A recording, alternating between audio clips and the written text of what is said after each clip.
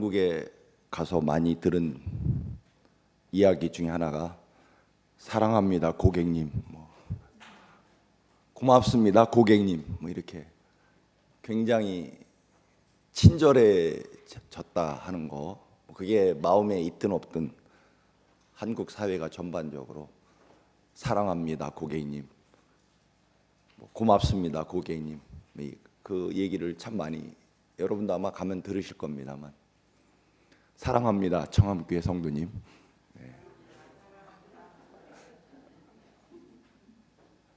얼마나 안 했으면 이렇게 쑥스럽고, 그래서 앞으로 이 얘기를 좀 많이 해야 되겠다.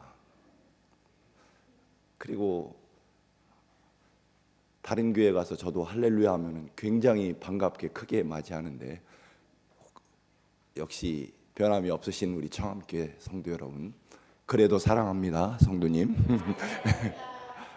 고맙습니다. 이번 안식년을 떠나면서 비록 물론 3주지만 이번에 안식년 휴가는 뭘 느끼고 올까, 그걸 고민을 하면서 문득 어느새 목회를 한 지 27년이고 미국에 온 지 18년이 돼가는, 목회 이제 후반전도 조금 더 지난 이 여정을 한번 돌아보자. 그래서 정말 어떤 교회도 설교를 하지 말고 이번에는 가서 설교를 좀 많이 듣자. 그 중에 제일 중요한 것은 내가 신학교를 졸업하고 처음 전도사로서 목회를 나갔던 그 처음 교회를 조용히 방문해서 예배를 드리면서 27년 전에 신학대학을 졸업하고 전도사로서 출발했던 그때의 그 뭐라고 할까요? 순수함과 처음 출발할 때 그 뜨거웠던 사명을 내가 잊어버렸는지 혹은 변질됐는지 한번 거기 그 자리에 가서 느껴보자. 그 교회는 충청도 예산 땅의 오출이라고 하는 교회입니다. 그래서 그 교회를 가려고 한국에 나간다는 그 소식을 알리지 않고 조용히 내가 처음 전도사로 출발했던 그 교회에 가서, 비록 아마 지금은 교인이 그저 아마 듣기에 생각하기에 할머니 할아버지 권사님들 한 10분이나 계실까, 그렇게 생각하면서 그곳에 나무를 심었던 나무도 좀 가서 보고 그래야 되겠다. 그런데 제가 한국에 간다는 소식이 이게 비밀이 될 수가 없었죠. 그래서 이제 어떤 목사가 소식이 왔습니다. 그 목사는 제가 신학대학에 다니면서 가르쳤던 고등부 학생이 이제 목사가 된 거죠. 근데 저도 신학대학을 졸업하고 이제 충청도 예산 땅 시골교회로 이제 전도사로 이제 내려가게 됐고, 제가 가르쳤던 그 학생도 이제 막 신학대학에 입학을 하게 돼서 신학생으로서의 이제 대학 생활을 시작하는 그런 시기였습니다. 그래서 그 고등부 아이들을 제가 너무나 사랑하고 애착을 가지고 있었기 때문에 그 아이들에게 제가 아마 편지를 보낸 것 같습니다. 제가 기억은 전혀 없는데 편지를 보낸 것 같아요. 그런데 가르쳤던 제자 중에 하나가 목사가 돼서 저에게 연락이 왔습니다. 목사님 때문에 신학대학에 갔으니까 저희 교회 오셔서 말씀을 전해 주셔야 도리가 아니겠습니까? 어떻게 합니까? 그렇게 얘기하는데, 고민을 하다가 처음 교회로 가지 않고 못 가고 저 때문에 신학대학에 가서 목사가 됐다는데 그 교회를 가서 예배를 인도할 수밖에 없었습니다. 근데 가서 딱 도착하자마자 이 제자 목사가 저한테 편지를 5통을 내놓습니다. 뭔가 봤더니 제가 신학대학을 졸업하고 이제 전도사로 나가면서 이제 신학교에 입학한 제 제자에게 5통의 편지를 보냈더라고요. 저는 전혀 까맣게 잊어버린 일입니다만 그 편지를 이렇게 내놓고 저한테 보여줍니다. 근데 그 중에 이제 뭐 5통을 다 읽어봤습니다만 첫 번째 편지를 그 교회, 그 영일교회라는 여주에 있는 영일교회인데 그 여주 영일교회 주부에다가 그 제가 보냈던 편지를 제가 온다고 거기에 주부에 이렇게 실어놨더라고요. 그래서 깜짝 놀라서 그 편지를 이렇게 봤더니 그 편지를 읽으면서 내가 이런 편지를 보냈었구나. 27년 전에. 한번 여러분에게 잠깐 읽어드릴게요. 그 제자가 종식인데 강종식. 종식에게 양진역 물 오르는 목련을 보면서 찬란한 봄을 기대한다. 참으로 사랑했던 너희들을 만나게 해주신 하나님께 감사드리며 낯선 시골로 떠나기 전에 남기고 싶은 말이 있을 것 같아 펜을 든다. 나는 우리가 영원히 소유할 것은 이 세상에 그 어떤 것도 없다는 마음으로 다만 그분께서 맡기신 것들에 최선을 다하고 결과는 주님께 맡길 뿐이다. 모든 소유를 생명까지라도 요구하신다면 우리는 아낌없이 드려야 하리라. 나는 아무것도 아니로되 그의 생명을 소유함으로 내가 무엇이든지 할 수 있으며 어디든지 갈 수 있으리라.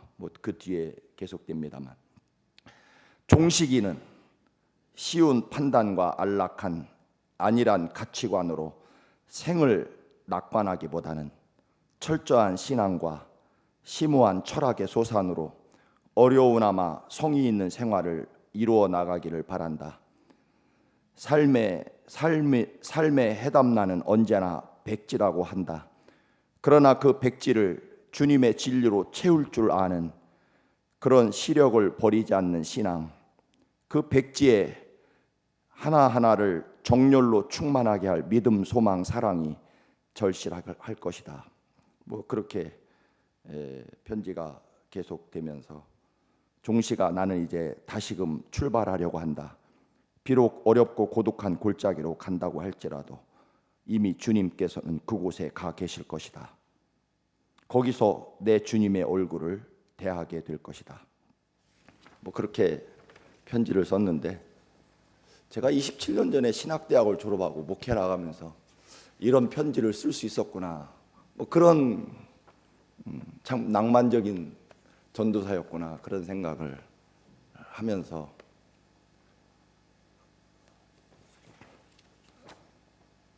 우리가 영원히 소유할 것은 이 세상에 어떤 것도 없다는 마음으로 그분께서 맡기신 것들에 최선을 다하고 결과는 주님께 맡길 뿐이다. 모든 소유를 생명까지라도 요구하신다면 나는 아낌없이 드려야 할 것이다. 예수님의 생명을 소유함으로 내가 무엇이든지 할 수 있으며 어디든지 갈 수 있으리라. 처음 목회를 나가면서의 저의 자세가 어땠을까? 또는 처음 주의 종으로 부름받아서 목회를 시작하면서 나는 과연 어떤 가치관을 가지고 목회를 출발할까? 그것을 찾아가 보려고 했는데 사실 그럴 필요가 없었습니다. 처음 목회를 나가면서 제자들에게 보냈던 편지를 정말 읽고 그래도 다행인 것은 그때의 가치관이나 지금의 나의 가치관이나 저 스스로 생각하기에는 그 가치관 추구하고 주님 앞에 달려가려고 했던 그 생각들은 별로 바뀌지 않았구나. 참 다행스럽다. 그렇게 감사하고 그렇게 돌아왔습니다. 나중에 이제 소식을 들었더니 제가 처음 목회 나갔던 그 교회는 삼성전자에서 공장으로 수용을 해서 공업단지로 바뀌어서 교회가 다 없어졌답니다. 제가 참 전나무 또는 감나무, 아마 여기 청암교에서도 감나무를 심어놨는데 거기서도 감나무를 울타리에 이렇게 많이 심어놓고 왔는데 그게 아마 다 흔적도 없이 사라지고 그냥 공장으로 바뀌었다. 아마 갔으면 예배도 못 드리고 그저 허허벌판 공장만 보고 왔을 텐데 그래도 저를 필요로 하는 교회가 있다고 해서 그곳에 갔더니 처음 주를 위해서 출발했던 그때의 그 마음과 생각을 제 제자가 보관하고 있어서 참 아름다운 그런 여행이었다. 근데 또 하나 저도 사실은 없거든요. 이게 제가 처음 그 목회를 나가서 그 시골 예산 땅에 농촌에 주보를 만들어서 이렇게 예배를 드렸던 그 주보를 이 제자가 보관을 하고 있더라고요. 저도 사실은 없는데요. 그래서 이것을 제가 받아가지고 뺏어가지고 왔습니다. 이게 어떻게 된 거냐 그랬더니 그 신학생이 저가 어려운 농촌교회 갔다고 아마 자기 딴에는 자기 그 우리 고등부 학생들 모아가지고 헌금을 보내오기 때문에 제가 영수증 겸해서 주보를 이 편지와 함께 보내서 이 주보를 가지고 있었다. 얘기가 길었습니다만 이번 여행을 통해서 또 제가 목회를 27년 전에 시작을 해서 27년 만에 만난 친구들도 두루두루 만날 수 있었고요. 또는 뭐 미국을 떠나오기 18년 전에 만난 친구들도 있었습니다. 그런데 거기서 정말로 느낀 것 하나는 27년 전에 함께 신학교를 같이 졸업한 많은 친구들을 함께 만나면서 이렇게 27년 전에 그 삶과 지금의 현재 삶을 이렇게 많은 친구들을 이렇게 보면서 뭐 목사가 됐든 아니면 목사가 아니든 간에 제가 분명한 진리를 하나 깨달았습니다. 그것은 그때 그 처음 같은 신학교 교실에서 같이 공부하고 같이 졸업하고 같이 신학교 목회를 나갔던 많은 그런 친구 목사들 중에서 처음 출발할 때 그 주를 만났던 사랑과 믿음과 그리고 언제나 주님에게 최고의 가치를 두었던 친구들은 지금도 여전히 그 모습 그대로 하나님 앞에 신실하게 그리고 정말로 교회가 크다 작다를 떠나서 정말로 누가 보아도 자랑스럽고 복된 목회를 하고 있었고 그리고 그때나 지금이나 늘 영적으로 혹은 감정적으로 참 아름답게 통하는 여전히 변함없는 친구 목사로 있었고요. 그 인간적인 계산으로 목사들 중에서도 약삭 빠르고 세상 변화에 쉽게 이렇게 따라가면서 눈앞의 이익을 따라서 이렇게 자꾸 바뀐 목사들은 참 인간적으로 봐도 역시 그 처음 출발했던 그 자리에서 참 많이 멀어져 있고 그리고 영적으로나 어떤 인간적인 감정적으로 통하지 않는 그런 모습을 느끼고 왔습니다. 하나님께서 우리에게 복을 주시기를 원합니다.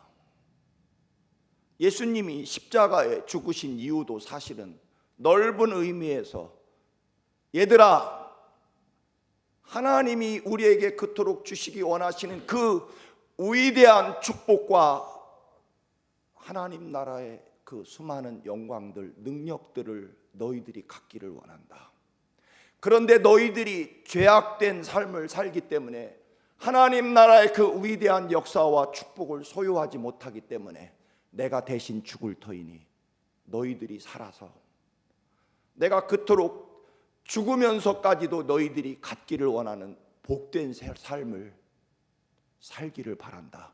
그게 주님이 십자가에 죽으신 의미일 것입니다. 너희들의 모든 죄를 내가 대신 지고 내가 죽을 터이니 너희들은 죄로부터 이제 자유하고 이 우주 만물을 창조하시며 내가 죽으면서까지 마련해 놓은 그 하나님 나라의 그 놀라운 축복과 영광을 너희들은 누리며 살기를 원한다. 내가 죽을 터이니 너희들은 복되게 살아다오. 그게 주님이 십자가에 죽으신 의미일 것입니다. 그런데 그런 놀라운 살아계신 하나님의 축복과 영광을 우리가 지금 누리고 있느냐 하는 것입니다.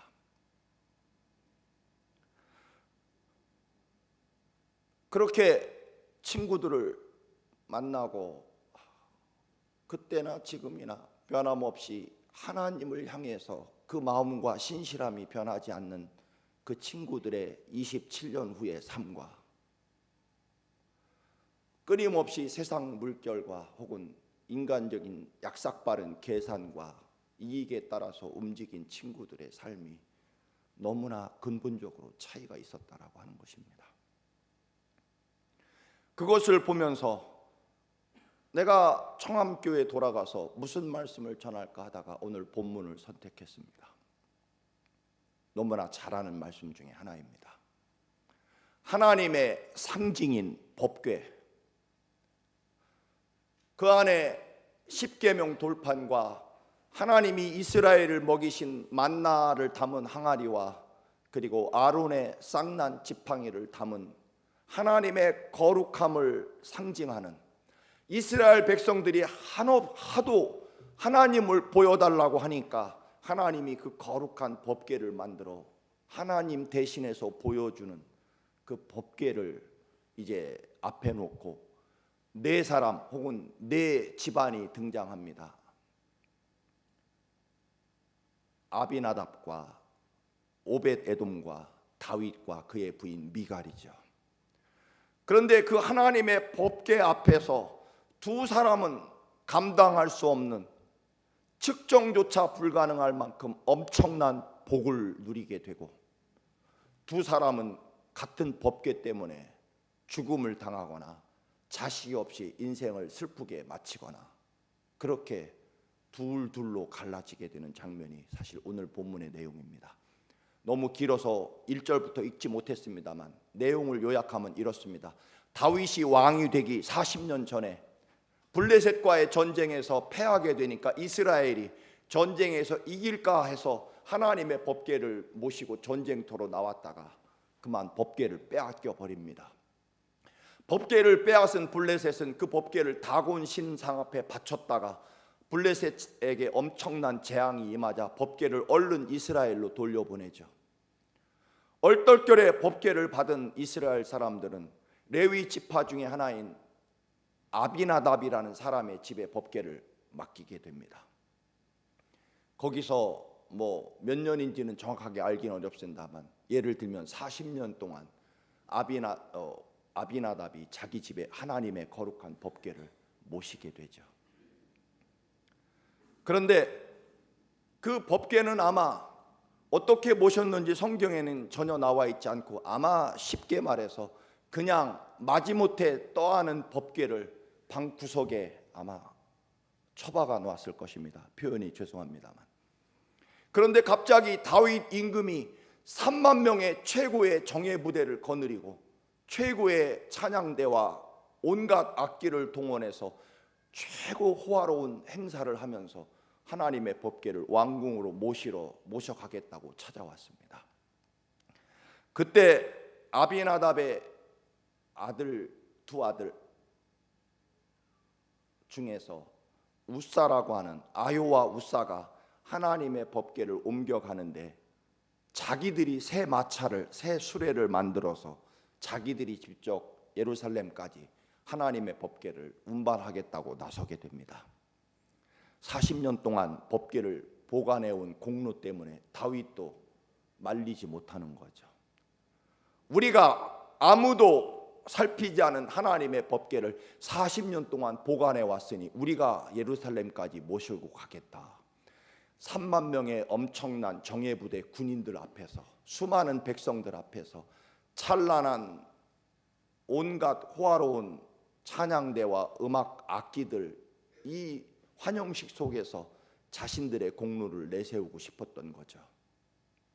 그러나 여러분, 법궤는요 성경에 분명히 어깨에 메고, 제사장들이 어깨에 메고 걸어서 옮기게 되어 있습니다. 마차에 싣고 가면 안 되는 거죠.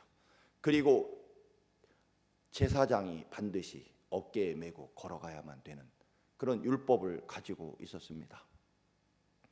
그런데 우사와 아요가 새 마차를 마련해서 마차에 싣고 가는 거죠. 온갖 악기 소리와 수만 명의 군인들, 백성들의 함성 소리 때문에 소가 놀래가지고 갑자기 날뛰자 법궤 마차에 실렸던 법궤가 그만 땅에 떨어지려고 합니다. 땅에 떨어져 법궤가 깨질까봐 우사라고 하는 아비나답의 아들이 법궤를 얼른 붙잡았다가 그 자리에서 즉사하고 맙니다. 왜냐하면 거룩한 하나님의 법궤는 오직 대제사장만이 법궤를 만질 수 있었기 때문입니다. 결국 우사가 그 자리에서 죽게 되고 결국 법궤 운반은 중단되고 다윗은 다시 왕궁으로 돌아가 버리고 맙니다. 덩그러니 남겨있던 법궤를 누구도 맡으려고 하지 않았을 것입니다. 왜냐하면 당장 그 자리에서 즉사한 누구도 감히 그 법궤를 어찌 모실 수 있겠습니까? 다윗 임금마저 무서워서 포기하고 왕궁으로 돌아가 버리고 말았으니 말입니다. 그때 하나님의 법궤를 맡겠다고 나선 이가 바로 오벳에돔입니다. 그런데 오늘 성경에 나와 있는 대로 3개월 동안 하나님의 법궤를 모신 3개월 동안 오벳에돔의 집에는 감당하기 어려운 엄청난 축복이 임하게 됐더라. 역대상 13장 14절에 보면 하나님의 법궤가 오벳에돔의 집에서 그 식구들과 함께 석 달을 있었으니 하나님의 축복이 온갖 축복이 엄청나게 그 오벳에돔의 집에 넘쳤다. 그 소식을 들은 다윗 왕은 견디지 못합니다. 그 축복을 내가 받아야 되는데 오벳에돔이 받고 있구나. 아무리 법궤를 운반하다가 죽을까 봐 두려워도 이거는 안 되겠다. 내가 가서 당장 그 법궤를 모시고 다시 와야 되겠다. 왜냐하면 오벳에돔이 하나님의 축복을 받고 있는 모습을 보고 다윗은 견딜 수 없었습니다. 그 축복을 내가 받아야 되는데 오벳에돔이 지금 받고 있다는 것입니다. 왕이 질투할 만큼 오벳에돔의 집에 축복이 넘칩니다. 그래서 다시 다윗은 법궤를 또 모시러 가는 거죠. 지난 3개월 전에 두려움과 공포를 접어두고, 왜냐하면 복을 받아야 되기 때문에. 오벳에돔이 지금 넘쳐나게 받고 있는 그 축복을 내가 받아야 되기 때문에 법궤를 모시러 갑니다. 그런데 이번에는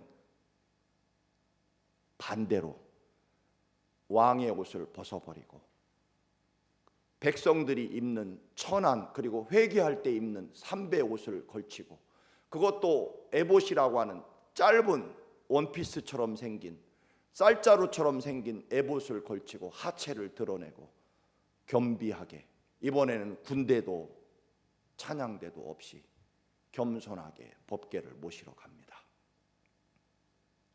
그리고 법궤를 모셔오면서 그는 너무나 기뻐서 백성들과 함께 하체를 드러내며 정말로 감격과 기쁨에 춤을 추게 됩니다. 여러분, 오늘 본문에서 드리고 싶은 말씀은 그겁니다. 누구는 40년 동안 법궤를 모셨는데 결과적으로 아들이 죽임을 당합니다. 그런데 어떤 사람은 겨우 3개월 모셨는데 감당할 수 없는 왕 다윗이 견딜 수 없을 만큼 축복을 받게 됩니다. 무슨 차이가 있었을까요, 여러분? 고대 역사학자 요세푸스라는 유명한 역사학자는 그렇게 얘기합니다. 법궤가 오벳에돔의 집에 들어갈 때, 그때는 오벳에돔이라는 사람의 집안은 그 도시에서 가장 가난했었다. 그런데 3개월 후에 그 법궤가 그 집을 떠날 때에는 그 도시에서, 사실 성지순례 가보니까 오벳에돔의 집은 성전에서 그렇게 멀지 않습니다. 한 5리 정도 되는 멀지 않은 예루살렘 성에 다 와서 오벳에돔의 집에 이 법궤가 석 달 동안 보관되어 있었죠. 그런데 그 법궤가 3개월 후에 떠나는 그날 그 도시의 오벳에돔의 집은 얼마나 복을 받았는지 그 도시에서 가장 부자가 되어 있었다. 역사가 요세푸스가 그렇게 역사서에 기록하고 있습니다. 결국 어떤 차이가 있을까요? 여러분, 저는 이미 서두에 목사가 된 지 27년이 됐고, 여러분들 우리 장로님들 중에는 평생 30년, 40년 혹은 50년 예수를 믿어왔을 것이고, 어떤 분은 몇 년 혹은 몇 개월 되시는 분도 계십니까?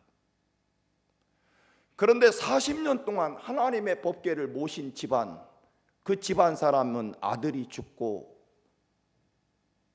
3개월 동안 모신 집안은 왕이 목숨 걸고 다시 법궤를 모셔갈 만큼 복을 받았다. 그 차이는 무엇일까요? 결국 얼마만큼 기간 동안에 하나님을 믿었느냐가 아니라 3개월이든 40년이든 그의 삶에 하나님이 정말로 최고냐 하는 것입니다. 그의 삶에서 살아계신 하나님의 말씀이 그의 삶에 가장 소중한 위치에 있느냐의 차이일 것입니다. 하나님의 법궤를 구석에 처박아 놓고 왕이 3만 명의 군대를 거느리고 모시러 온다니까 그때서 법궤를 꺼내서 내가 40년 동안 보관해온 법궤니 내가 내 마차로 준비해서 예루살렘까지 내가 모셔야 됩니다. 여러분, 늘 말씀을 드립니다만 우리는 살아계신 하나님의 백성이고 자녀이고요, 우리는 하나님이 예비하신 그 놀라운 생명과 은혜에 우리는 순종하고 하나님의 말씀과 역사에 우리는 기꺼이 그 말씀과 믿음에 따라서 살아야 된다는 것입니다. 내가 하나님을 보호하고 내가 하나님을 위해서 뭔가를 하고 있고 내가 하나님을 위해서 뭔가 한 공로를 끊임없이 내세우고 하나님을 주장하려고 하는 그런, 흔히 그것을 가끔씩은 좋은 믿음이라고 착각할 때가 있습니다. 우리는 살아계신 전능하신 하나님 앞에 철저하게 나를 내려놓고 살아계신 하나님이 내 삶의 최고이며 가장 소중한 분이며 그리고 그분이 내게 주신 살아계신 하나님의 말씀이 내 삶의 말씀 그대로 된다는 믿음으로 서야 된다는 것입니다. 여러분, 하나님이 부담스러울 때가 있으시죠? 그 여주에 있는 제자 목사 교회로 아침 새벽에 이제 서울에서 11시 예배를 마치려고 새벽에 출발을 하는데 너무 일찍 도착해서 일찍 가면 또 거기 목사에게 부담을 주니까 그 한 2km 전 정도에 마침 휴게소가 있어서 거기서 1시간 반을 이제 기다리고 있는데, 여러분, 정말 한국도 많이 발전. BMW, 제가 꿈에도 그리던 BMW 오토바이 30대가 휴게소에 쫙 서서 어디를, 아마 그 BMW 오토바이 동호회인가 봐요. 30대가 쫙 서 있는데, 여러분, 참 재미있게 사는 것 같다, 그런 생각을 저도 이렇게 보면서 그런 생각을 합니다만 그렇지 않습니다. 여러분, 요즘에 토요일 주일날, 저도 그때니라 대한민국 모든 사람은 다 주일날이면 산에 가 있더라고요. 하여튼 복장도 다 똑같아가지고 누가 누군지 알 수 없고 어떻게 그렇게 등산복 차림도 똑같은지, 하여튼 여러분, 그런데 그런 것들이 아무것도 아니라는 겁니다. 오늘 30년, 40년 법궤를 모시고 살아간 그들, 그리고 3개월 법궤를 모신 이 오베데돔의 집과 아비나답의 집의 근본적인 차이 뭘까요? 분명히 아비나답 집안은 법궤가 늘 부담스러웠죠. 아까 말씀드린 대로 이번에 그 소중한 친구가 저를 중국으로 초대를 했습니다. 그런데 갔더니 또 다른 친구 하나를 초대했더라고요. 웬일이냐 그랬더니 자기가 꼭 전도를 해야 될 것 같아서 그 친구를 초대했답니다. 정말 자랑스러운 친구입니다. 전도를 하려고요, 중국의 부부를 초대합니다.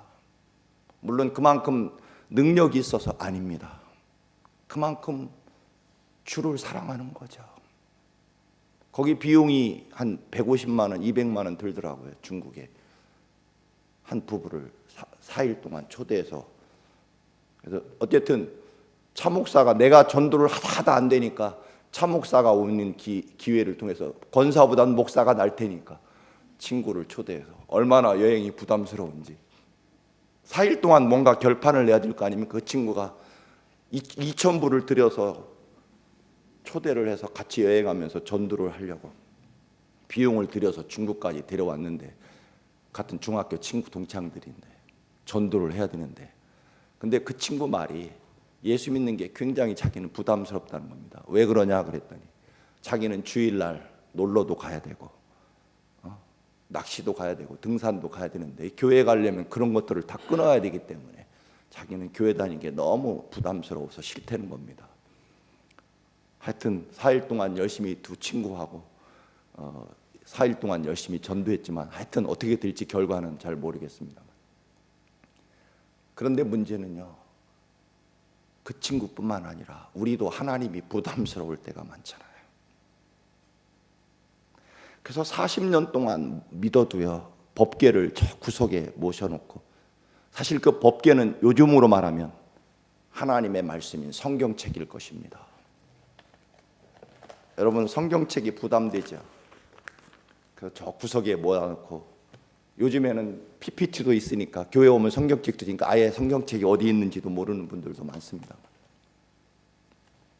여러분, 이 생명의 약속의 말씀이 부담스러우십니까? 분명히 아비나답 집안들은 얼떨결에 법궤를 맡아가지고 40년 동안 굉장히 부담스러웠습니다.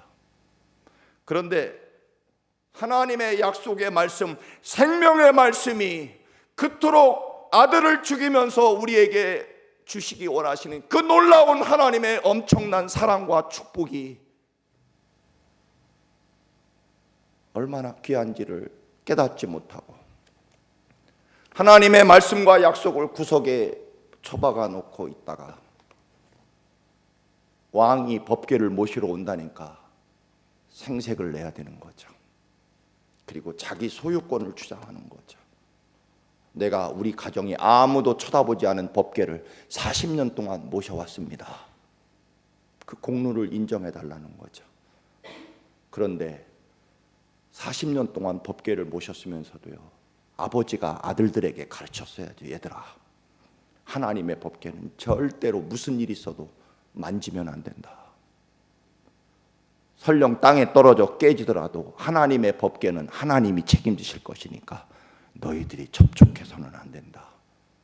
그런 말씀을 가르친 적이 없는 거죠. 여러분, 그러나 오벳 에돔의 집은 온 식구들이 하나님의 법궤를 모셨다. 그렇게 되어 있습니다. 결국 아비나답의 집과 오벳 에돔의 집의 차이는 하나님이 그들의 가정과 삶에 최고이시냐, 그 차이였을 것입니다. 기간의 차이가 아니라. 다윗이 동실 이번에는 왕의 옷도 다 벗어버리고 군대도 없이 오직 베들레헴 처음 주를 만났던 그 베들레헴 양치기로 돌아가 하나님 앞에 법궤로 벌거벗은 몸으로 베옷을 걸치고 법궤를 모시고 오며 이번에는 자기가 춤을 추며 하나님 앞에 법궤를 모시고 옵니다. 왕궁에서 이렇게 내려다보던 부인 미갈, 사울 왕의 딸 공주님으로서 자란 미갈은 그게 마땅치 않았다. 오늘 성경에 되어 있죠. 무시하고 멸시합니다. 베들레헴 양치기 목동 출신은 역시 출신과 근본은 속일 수가 없다. 적의 왕으로서 할 짓이냐? 다윗은 분명히 말합니다. 나는 하나님 앞에서 춤을 춘 것이다. 즉 내가 왕이 아니라 살아계신 전능하신 하나님, 베들레헴의 양치기 목동으로서 나를 이 자리에 세우신 하나님 앞에 내가 왕의 옷을 벗어버리고 왕이 아닌 내가 처음 주를 만났던 그 베들레헴 목동의 자리로 돌아가서 하나님 앞에 춤을 춘 것이다 말합니다. 결국 미갈은 자식이 없이 쓸쓸하게 그의 삶을, 생애를 마감하게 됩니다. 같은 법궤를 놓고 40년 동안 모셨던 아비나답의 집은 불행으로 끝났습니다. 다윗은 하나님 앞에 왕복을 벗어버리고 베옷을 입고 춤을 추었을 때 제가 언젠가 분명히 그래서 읽었습니다. 세계 역사상 지금까지 가장 부자가 누구였을까? 최근에 가장 최고의 부자는 락펠러입니다. 그 당시에 그 온 나라의 재산에 차지하고 있는 비율을 따지면 요즘에는 물론 빌 게이츠라는 사람일 것이겠고, 근데 역사적으로 가장 최고의 부자는 다윗이었습니다.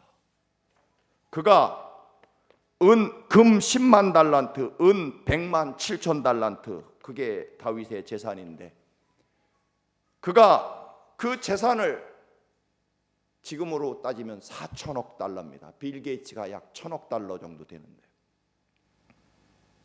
근데 그는 그 재산을 다 결국 하나님 성전에 짓는데 사용하게 되는 거죠. 말씀이 길었습니다만 오늘 여러분, 하나님이 그토록 죽으면서까지 우리에게 주시기 원하시는 하나님 나라의 위대한 축복을 우리 모두가 소유해야 됩니다. 어떻게 해야 됩니까? 잘 믿어야 됩니다. 변함없이 믿어야 됩니다. 언제나 변함없이 베들레헴의 양치기로 있든 왕이 되었든 상관없이 언제나 내 삶에, 우리 가정의 가장 소중한 분은 하나님이시다. 그거죠. 오늘 뇌성마비 시인으로 유명한 송명희 시인이 지은 시를 읽고 마치려고 합니다. 교동문입니다. 제가 빨간 글씨줄을 읽으면 여러분은 검은 글씨줄을 읽습니다. 주의 말씀이 없으면, 주의 말씀이 없으면, 주의 말씀이 없으면, 주의 말씀이 없으면, 주의 말씀이 없으면, 주의 말씀이 없으면, 주의 말씀이 없으면, 주의 말씀이 없으면, 주의 말씀이 없으면,